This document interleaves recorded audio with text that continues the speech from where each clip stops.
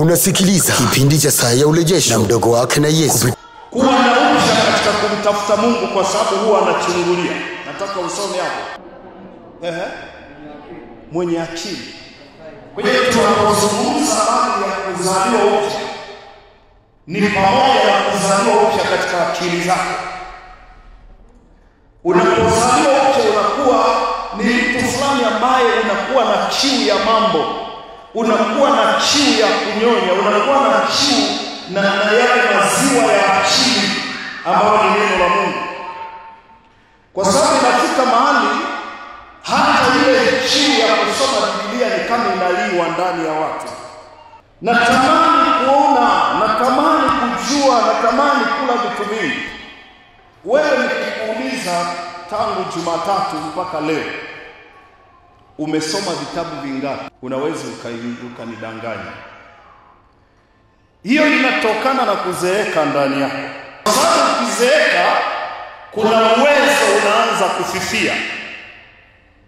Unapoanza kuzeeka kiroho, kuna mambo unaanza kuyachukua kwa mazoea na hautapenya. Nataka usome tena hapo.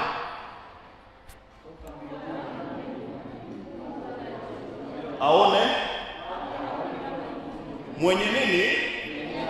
Hasemi mwenye hela, hasemi mwenye nyumba, hasemi mwenye gari, hasemi mwenye nguo nzuri. Mwenye akili, na mtu mwenye akili ametajwa hapo. Mwenye akili huwa anaishi maisha gani? Huyo ndio mtu mwenye akili. Kwa hiyo mbingu zinatafuta watu wenye akili. Na kipimo cha mtu ambaye ana akili, the way anatafuta Mungu. Kwa sababu katika kutafuta Mungu ndio unatafuta kila kitu unachotafuta. Yaani kila unachokihitaji kipo ndani ya huyo unayemtafuta. Kila unachotaka, wewe unataka uponyaji, yeye ndiye anayeponya. Unatafuta baraka, yeye ndiye mwenye kubariki. Unataka miaka mingi, everything. That's why Yesu akasema ufalme kwanza. Sasa sisi tunaweza tukafocus kwenye vitu ambavyo vya muhimu lakini sio vya msingi. Narudia tena, vya muhimu lakini sio vya msingi. Tukaacha kudili na vitu vya msingi, tunadili na vitu ambavyo ni vya muhimu. Matokeo yake hatupati vitu vya muhimu kwa sababu hatuna vitu vya msingi. Jambo la kwanza unapookoka au unapookolewa unakuja kanisani, lazima uwe na kiu kubwa sana ya kumtafuta Mungu. Lakini kadri watu wengi wanavyoendelea katika wokovu, ule upsha, ile kiu inaanza kupotea. Sasa tunasema hili ni kongamano la kuzaliwa upya. Lazima uzaliwe upya sasa katika habari ya kumtafuta Mungu. Nasema lazima uzaliwe upya katika swala la kumtafuta Mungu. Kwa sababu unapomtafuta Mungu, ndipo humo kuna uzima wako na usalama wako. Unaweza ukawa na bidii sana ya kutafuta hela na sizipingi, lakini kama hauna Mungu mwingine. Nataka usome hapo, tuna muda mfupi katika hili. Toka mbinguni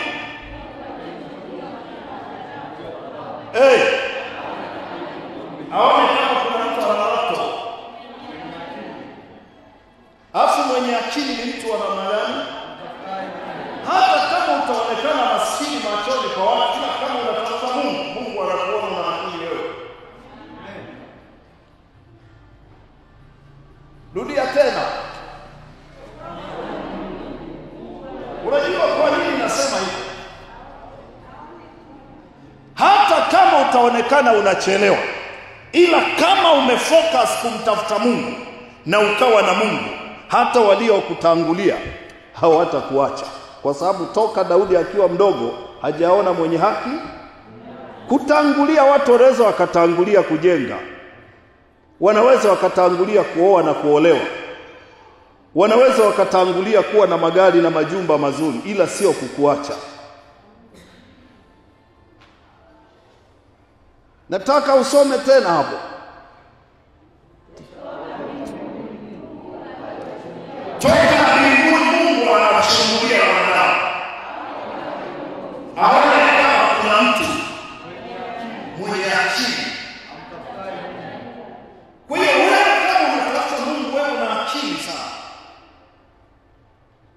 Unatafuta nini hapa kanisani? Wengine mmekuja mnatafuta kuombewa. Hamna akili. Ni mbaya kidogo kuisema hivi. Anawachungulia wanadamu aone kama kuna mtu mwenye akili. Kwa hiyo kunatakiwa watu wanapokuja kanisani hapa sio kuja kuangalia nani amevaa vizuri, nani amesika vizuri. Uwe na kiu ya kuja kutafuta Mungu, kwa sababu ni eneo ambalo limetengwa kwa ajili ya kuja kwa ajili ya mazungumzo na Mungu. Hata kama watu watakuona hauna vitu vya kawaida, hiyo haisumbui. Bwana Yesu asifiwe. Sasa wewe una Mungu, vitu vingine havikupi homa. Kwanza unakuwa na amani. Haya mema lazima uwe nayo.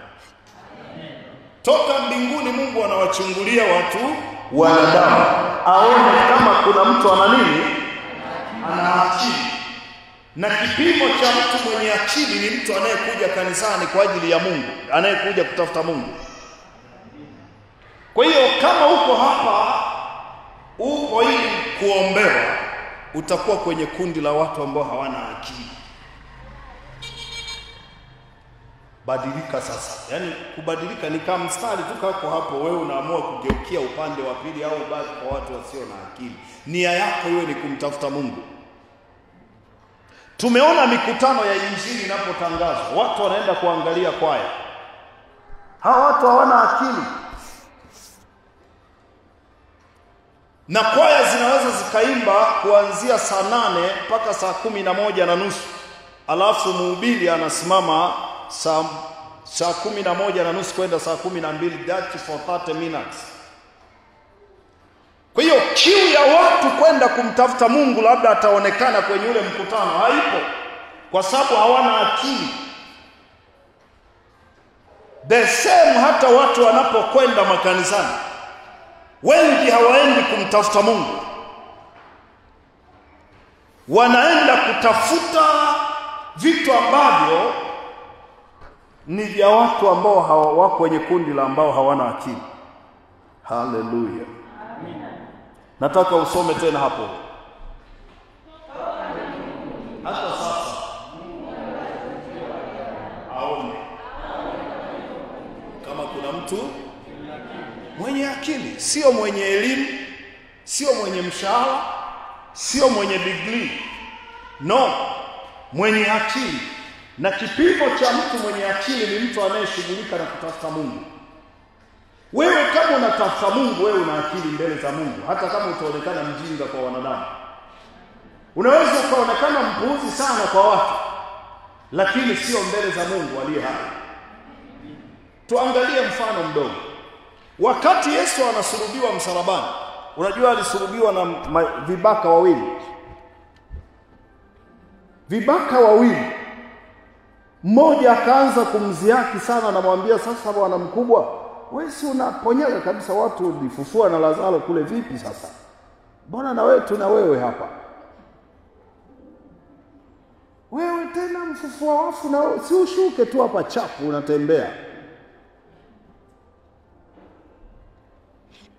Sasa wewe mtenda miujiza unaweza kutembea juu ya maji, afu naona sulubiwa umetulia.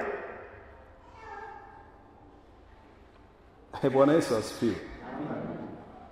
Mmoja ndo akazungumza, sasa unikumbuke katika ufalme wako.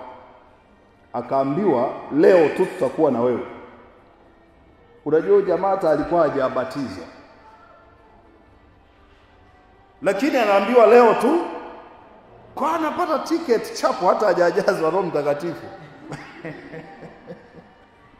Bwana Yesu asifiwe. Hajajazwa hata nini? Roho Mtakatifu. Hajabatizwa, hajafundishwa chochote, hata sadaka alikuwa hajatoa huyo bwana, kwa sababu alikuwa kibaka. Lakini anaambiwaje, leo tutakuwa na wewe, kwa sababu alimtaka Bwana, alimwambia unikumbuke katika ufalme wako. Akaambiwa hapo hapo, leo tutakuwa na wewe. Toka mbinguni Mungu anawachungulia wanadamu. Kwa hiyo kiu yako Ndio maana tunasema kuzaliwa mara ya pili. Lazima sasa uzaliwe upya katika swala la kumtafuta Mungu mwezi wa 5 na kuendelea. Kila sehemu ambayo ulikuwa umeanza kufa, kila sehemu uliyokuwa umeanza kuzeeka, husomi Biblia, hufungi maombi, huna kiu ya kutafuta Mungu, wewe utakuwa umechoka, utakuwa umezeeka. Sasa lazima kuwe na namna ya upya ndani yako, kwa sababu Mungu anawachungulia wanadamu aone kama kuna mtu ana akili, na kipimo cha kwamba huyu mtu ana akili ni mtu anayetafuta Mungu. Hilo ni eneo la kwanza muhimu sana. Uwe kazini, uwe na kiu na uanze kumtafuta Mungu. Na anayazungumza, anawapenda wanaompenda, hajakataa. Lakini wamtafutao kwa bidii ndio watamuona. Mtafutao bado hajabadilisha. Na Yesu akaja akazungumza, ufalme haupatikani tu hivi hivi, lazima utafutwe. Kwa tunapozungumza habari ya kuzaliwa upya, ni pamoja na eneo hilo. Kwa sababu eneo hilo ndio litakalosababisha vitu vingi wewe kuvipata kwenye maisha yako. Nataka niseme haya machache kwa wakati huu ili upate kuamka. Zaburi ya 55 mstari wa 17, jioni, asubuhi, adhuhuri. Ili timetable ya maombi. Utaona mabadiliko sasa kwenye maisha yako ya kiroho kwanza. Kiroho kwanza. Nazungumza kiroho kwanza. Namba 2, kimwili. Lazima uwe na timetable ya maombi binafsi. Yanaweza kuwa ni familia. Na hii sio kuomba mahitaji yako, ni kumtafuta Mungu, ni maombi ya kumtafuta Mungu. Ni rahisi sana kwenye mahitaji yako, unaweza ukawa na bidii kuliko kumtafuta mwenye kufanikisha mahitaji yako. Ndio tatizo liko pale. Uwe kazini, uwe wapi, lazima utengeneze utaratibu. Asubuhi una muda wa kuomba, maombi ya kumtafuta Mungu, just 1 hour, hata kama unatembea. Mchana au jioni una saa 1 au masaa 2 ya maombi ya kumtafuta Bwana wa majeshi. Unasimama asubuhi, unasimama mchana, hapo unasimama jioni, unasimama mapambazuko. Jioni, asubuhi na adhuhuri nitalalama na kuugua, naye ataisikia sauti yangu.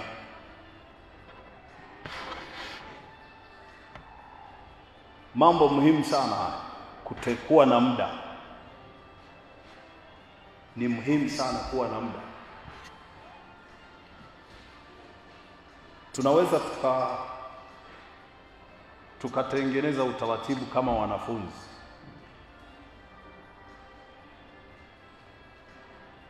Na uzuri lisha kufundisha, unaweza ukaomba popote. Na wakati mwingine na mtu asijue, lakini unaweza ukaomba popote, hata kama kwenye biashara yako. Kwamba imefika saa 6, ninaanza maombi yangu ya kumtafuta Bwana. Unaanza maombi haya. Unafunga na kuomba kwa kumtafuta Bwana, sio kutafuta mafanikio, kumtafuta Bwana. Naye ni mwaminifu, maana amesema atafutaye ataona. Si unatafuta? Na hajajipinga. Katika kitabu cha Mathayo anazungumza hivi.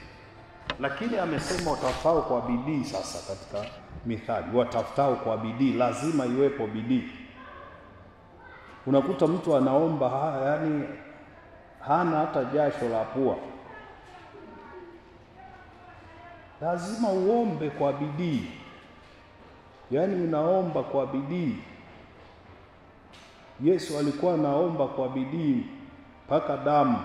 Yani badala ya jasho la kawaida inakuwa ni jasho la damu.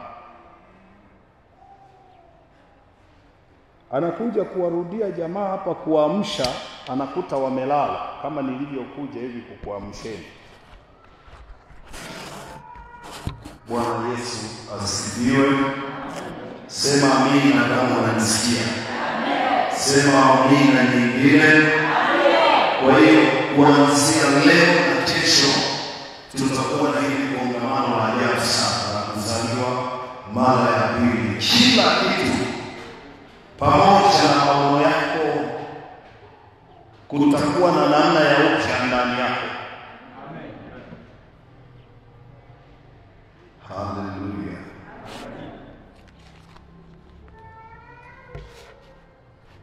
Nataka niongeze kitu kidogo hapa kitakusaidia.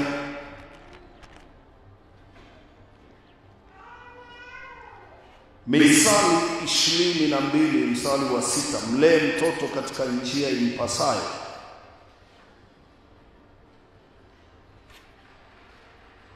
Mlee mtoto katika njia impasayo. Hii ndiyo njia impasayo tunayokulea. Hii ndiyo njia ikupasayo, kwa sababu hata ukiwa peke yako utaishi. Hata kama wangekupeleka kisiwani Patimo, bado utaendelea kusurvive. Mlee mtoto katika njia impasayo. Hii ndiyo njia tunayokulea ikupasayo. Hii ndiyo njia sahihi. Create, utengeneze muda wako binafsi, na kiu yako kubwa iwe ni kumtafuta Bwana.